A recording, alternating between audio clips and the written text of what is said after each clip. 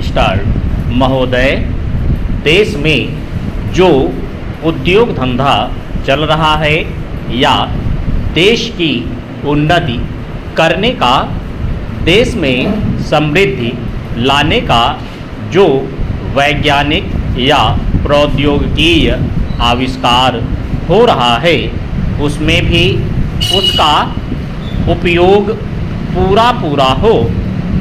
यदि ऐसा हो तभी मैं समझता हूँ कि हमारी पेटेंट प्रणाली सफल सिद्ध हो सकती है।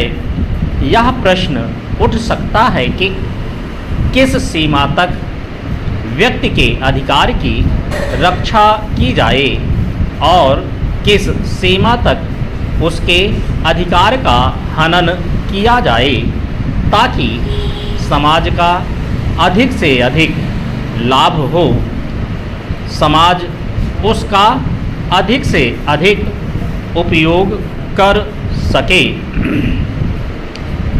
एक दृष्टिकोण जो इसके पीछे है, हमें इस बात का अभिमान है कि हम 101 करोड़ हैं। हमारी कई जातियां, कई धर्म, कई भाषाएं और कई प्रकार के रीति रिवाज हैं।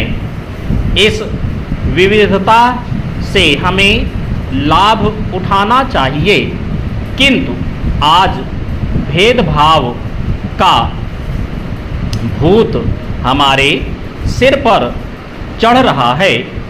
भारत को स्वतंत्रता मिली है, इसका अर्थ यह होना चाहिए कि गरीबों की सेवा के लिए आज तक हमें जो सुविधाएं उपलब्ध नहीं थीं वे मिली हैं। जिस प्रकार भरत ने अयोध्या के राज्य को राम का समझकर सेवक वृत्ति से राज्य का काम संभाला था, उसी प्रकार हमें समझना चाहिए कि राज्य गरीब जनता का है और उसके नाम पर उसके संरक्षक बनकर हमें उसको चलाना है।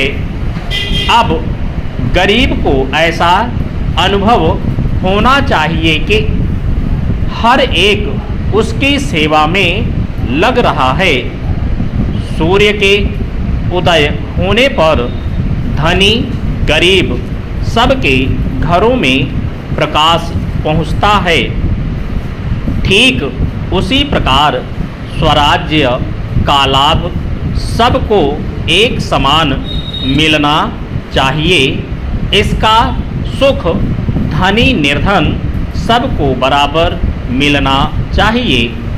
जनता को हमने वचन दिया था कि स्वराज्य मिलने पर हम आपके दुख दूर करेंगे।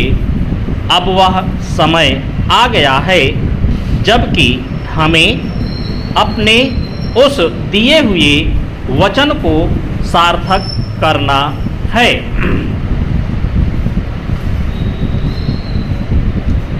इतने बड़े देश में विचार भेद होना स्वाभाविक है।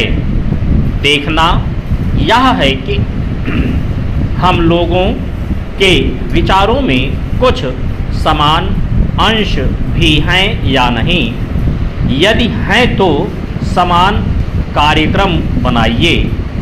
इस प्रकार कार्य करने से हमारे भेदभाव कम होते होते एक दिन मिट जाएंगे और अच्छी बातों का अपने आप उदय होने लगेगा।